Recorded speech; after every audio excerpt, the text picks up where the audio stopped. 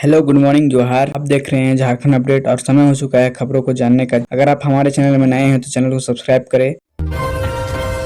Dhanbad police ने अंतर्राज्यीय bike चोरी ग्रुप को पकड़ा। धनबाद में बड़ी खबर आ रही है। पुलिस ने अंतर्राज्यीय बाइक चोरी के ग्रुप का पर्दाफाश किया। इस गिरोह के सदस्य विभिन्न राज्य में चोरी की बाइक मोटरसाइकिल को झारखंड में लाते और बेचते थे। ऑपरेशन में 16 चोरों की मोटरसाइकिल बरामद हुई। गिरोह के मुख्य सदस्य और उनकी साथी गिरफ्तार किए गए। पूछताछ में पुलिस को पता चला है कि ग्रुप की गतिविधियां कई सालों में चल रही थी। यह एक संगठित ग्रुप था। धनबाद पुलिस ने कहा है कि सफलता उनकी सक्रियता और तरबीता कार्य का प्रमाण है। स्थानीय लोग खुश हैं क्योंकि चोरी की घटनाओं में यह गिरोह लंबे समय से शामिल था। पुलिस ने चेतावनी दी कि भविष्य में किसी भी प्रकार की अपराध को बर्दाश्त नहीं किया जाएगा।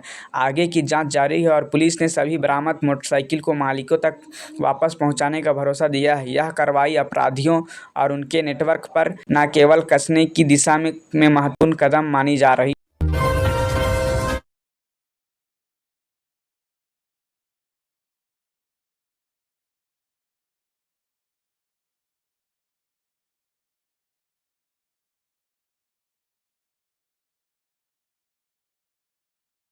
एंटी करप्शन ब्यूरो और सीआईडी के अतिरिक्त प्रभार से मुक्त किया गया है। कई जिले में एसएसपी और अन्य वरिष्ठ अधिकारियों की जिम्मेदारियों में बदलाव किया गया है। सरकार का कहना है कि यह कदम पुलिस के जवाबदेही और प्रशासनिक सक्रियता बढ़ाने के लिए उठाया गया है। अधिकारियों ने बताया है कि बदलाव क्षेत्रीय सुरक्षा, अपराध नियंत्रण और कानून व्यवस्था में सुधार के लिए जरूरी है। राज्य सरकार का मानना है कि अब पुलिस प्रशासन और भी प्रभावी तरीके से काम करेंगे। स्थानीय मीडिया रिपोर्ट के अनुसार यह बताया बदलाव पुलिस में नई ऊर्जा और संगठनात्मक सुधार आएंगे। पुलिस अधिकारियों ने जनता को भरोसा दिलाया है कि किसी भी प्रकार की देरी या असुविधा नहीं होगी। इस कदम को राज्य की सुरक्षा नीति में महत्वपूर्ण मील का पत्थर माना जा रहा है। प्रशासन ने यह भी कहा है कि आगे लगातार सुरक्षा और प्रशिक्षण कार्यक्रम चलाए जाएंगे।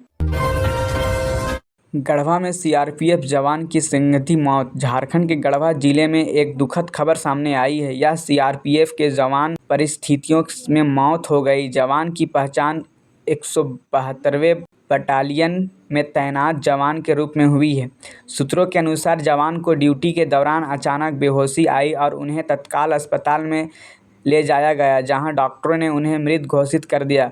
पोस्टमार्टम रिपोर्ट का इंतजार है ताकि मौत का सही कारण पता चल सके। प्रशासन ने बताया है कि परिवार को सूचना दे दी गई है और अंतिम संस्कार पूरे राजकीय सम्मान के साथ किया जाएगा। जवान की मौत से पूरा इलाका शोककुल है। साथ ही अधिकारियों ने कहा है कि घटना की गहन जांच होगी ताकि किसी भी प्रकार की लापरवाही का पता लगाया जा सके। ग्रामीणों और साथियों ने जवान को श्रद्धांजलि दी और कहा कि यह सुरक्षा बल के लिए बड़ी क्षति है। इस घटना ने राज्य में सुरक्षा बलों की चुनौतियों और स्वास्थ्य देखभाल की स्वास्थ्य पर सवाल खड़े कर दिए हैं। देवघर एयरपोर्ट से नई उड़ान सेवा की शुरुआत। झारखंड के लिए एक बड़ी खुशखबरी है। देवघर एयरपोर्ट से नई उड़ान सेवा शुरू की गई है।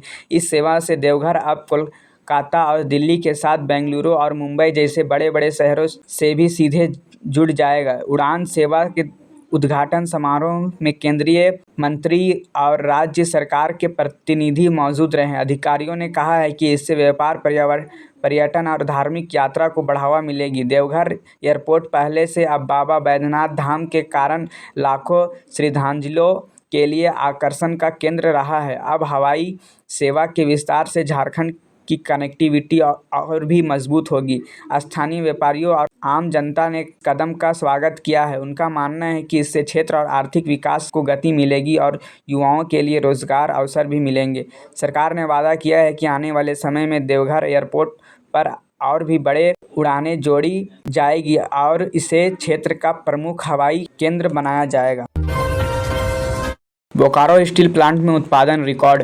बोकारो के औद्योगिक क्षेत्र की बड़ी खबर। बोकारो स्टील प्लांट ने सितंबर महीने में उत्पाद का नया रिकॉर्ड बनाया है। प्रबंधन के अनुसार इन महीने में अब 5 लाख टन से अधिक इस्पात का उत्पादन किया गया है, जो पिछले वर्षों की तुलना में सबसे अधिक है। इन उपलब्धि का श्रेय कर्मचारियों की मेहनत और प्रबंधन की रणनीति को दिया गया है। प्लांट के महाप्रबंधक ने कहा है कि उपलब्धि झारखंड के औद्योगिक विकास की दिशा में एक महत्वपूर्ण कदम है। उत्पाद में वृद्धि से राज्य की अर्थव्यवस्था को मजबूती मिलेगी और निर्यात में भी वृद्धि होगा। कर्मचारियों ने इस उपलब्धि पर खुशी जताई और कहा कि मेहनत का यह फल पूरे राज्य के लिए गर्व की बात है। सरकार ने भी बोकारो स्टील प्लांट को बधाई दी और भविष्य में और निवेश का आश्वासन दिया। विशेष का मानना है कि इस सफलता से झारखंड देश के लिए बड़े स्टील हब के रूप में अपनी पहचान और मजबूत करेगा।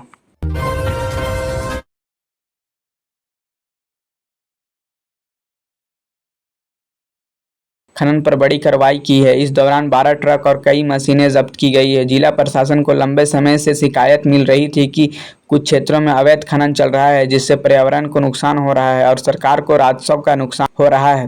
कार्रवाई के दौरान कई लोग भाग गए, लेकिन कुछ लोग हिरासत में लिया गया। अधिकारियों ने स्पष्ट किया है कि अवैध खनन में शामिल लोगों को खिलाफ कड़ी कार्रवाई की जाएगी। स्थानीय लोगों ने प्रशासन के कदम का समर्थन किया और कहा कि कार्रवाई में से जंगल और खेती की जमीन को बचाने में मदद मिलेगी। सरकार ने कहा है कि यह अभियान लगातार जारी रहेगी और खनन माफियाओं को किसी भी कीमत पर बर्दाश्त नहीं किया जाएगा।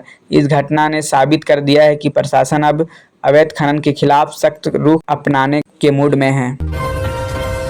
रांची के विश्वविद्यालय में छात्र संघ चुनाव की तैयारी। रांची विश्वविद्यालय में इस समय छात्र संघ चुनाव की तैयारी जोर पर है। छात्र संगठनों ने अपने अपने उम्मीदवारों की घोषणा कर दी है और प्रचार अभियान शुरू हो चुका है। कैंपस के छात्र संगठन पोस्टर, बैनर और जनसभाओं के माध्यम से वोटर को आकर्षित करने की कोशिश कर रहे हैं। इस बार चुनाव खास माना जा रहा है क्योंकि कई मुद्दे जैसे फीस वृद्धि, हॉस्टल की स्थिति और लाइब्रेरी की सुविधाएं प्रमुख एजेंडा बने हैं। प्रशासन ने चुनाव को शांतिपूर्ण तरीके से कराने के लिए सख्त सुरक्षा इंतजाम किए हैं। विश्वविद्यालय परिसर में पुलिस बल की तैनाती की गई है। छात्रों में भी उत्साह देखा जा रहा है। उनका कहना है कि वे ऐसे प्रतिनिधि को चुनना चाहते हैं जो वास्तव में उनकी समस्याओं को प्रशासन तक पहुंचाए। विशेष का मानना है कि इस चुनाव से झारखंड के छात्र राजनीति में नया चेहरा उभर सकता है। आने वाले दिनों में कैंपस पूरी तरह चुनावी रंग में रंग जाएगा।